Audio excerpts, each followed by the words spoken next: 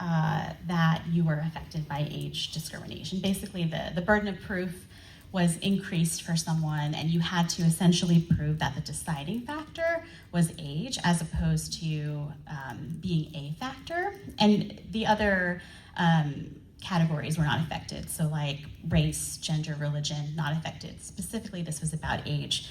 So the Protect Older Workers Against Discrimination Act would restore older workers' rights to be treated fairly on the job, as any of us would wish to be treated when it comes to your skills, your experience, your expertise, and your workability.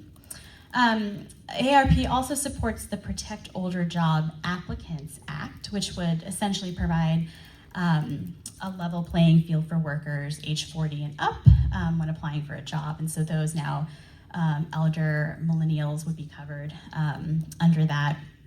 Beyond policy, and policy is obviously very important, but programmatically there are certain things to consider as well.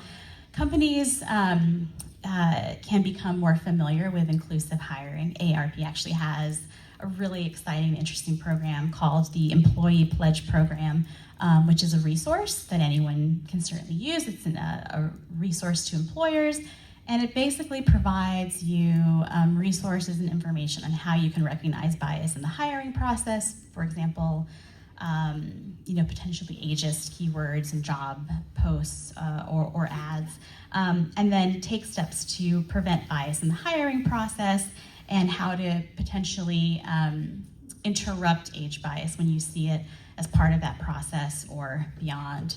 And so those are some resources as well as some policies that are in the mix right now.